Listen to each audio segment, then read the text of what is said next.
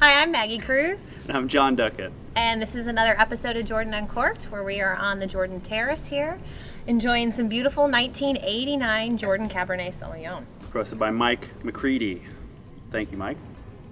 I'm guessing Mike has a bottle in his cellar. I would think so. Trying to figure out when to open up.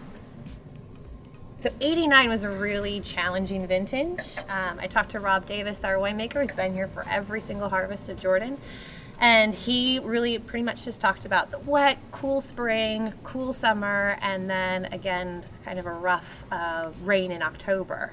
I love this story where he talks about the rain came right before they were starting to pick and they couldn't get any tractors or anything into the vineyard. And they're really worried about the grapes being super wet. So he decided to consult the consulting winemaker, Andrei Chelichev. And Andrei said, well, I saw at Chateau Petrus in a wet year where they brought a helicopter in just to bring all the wind in and shake off all the water off of the grapes. And so, of course, Mr. Jordan had a friend with a helicopter, and that's what they did on the estate. Really? I think that's really creative. Yeah. That's awesome. Yeah, you got to use your resources. That's winemaking for you. Because the grapes were ready and they needed to be picked. So. Yeah, because it was really, really wet, right? I mean, Yes. just, nonstop rain and cold, and So thanks to the helicopters. That's funny. I like that. Yeah, So this is definitely showing some age. Yeah, I mean, if I was talking straight to Mike, I'd say, Mike, you're going to want to open this and enjoy it now, because it is showing that age.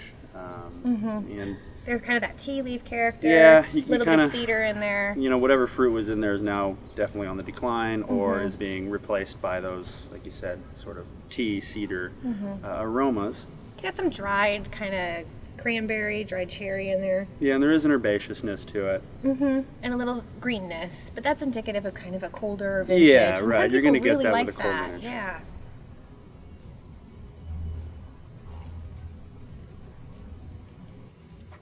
Wow, the tannins are still there. It's a little bit shorter of a finish, but Yeah, I get a little still... hole in the mid palate, but it's you know, it's not as bad as I would think it would be.